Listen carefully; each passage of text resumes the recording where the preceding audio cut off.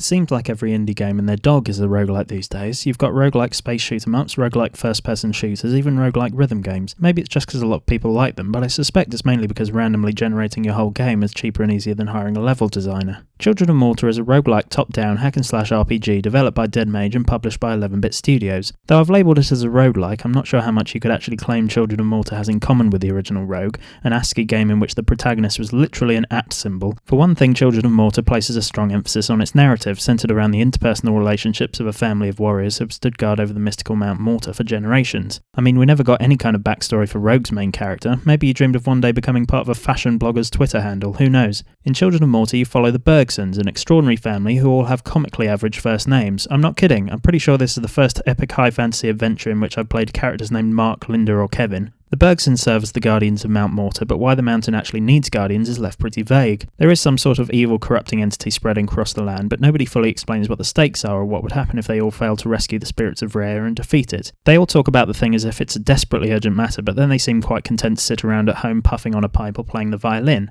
Having said that, I will admit this works to the game's advantage later on. It does such a good job of establishing the Bergson house as a safe and protective sanctuary that when we hit the second act and the corruption begins to creep into their home, it's that much more effective. Gameplay is pretty standard, top-down hack-and-slash type business, reminding me of Diablo but a bit less boring. Each member of the Bergson family has their own distinct playstyle. John, the father of the family, uses a sword and shield. The youngest son, Kevin, dual-wields daggers, and so on. The characters level up as you play them, unlocking unique abilities as well as bonuses that apply across all members of the family. As you explore dungeons, you come across items that grant you temporary stat boosts, new attacks, or buffs that last until you die or complete the level. My first impressions were good. Rather than the usual roguelike approach of immediately throwing you naked into the woods with a stick, Children of Morta presents you with a decently paced prologue/tutorial that takes you through the kinds of enemies, abilities and items you might come across in the levels. I also think it's worth saying that this is up there with some of the best looking pixel art graphics I've seen in a game. There are some truly stunning environments and the animations are highly detailed and buttery smooth. Though it's par for the course for procedurally generated dungeons to get a bit samey, and Children of Morta is no exception, there's also real effort being taken to tell a story with the world. Occasionally you'll follow a path in a dungeon that opens out onto a breathtaking vista, showing you the place you'll eventually be fighting a boss or freeing a goddess. Sometimes you'll come across a giant crowned skeleton in a coffin or entwined in the roots of a tree. All these little details add up to help bring across that Dark Souls-esque atmosphere of being a tiny creature exploring the ruins of a once great civilization.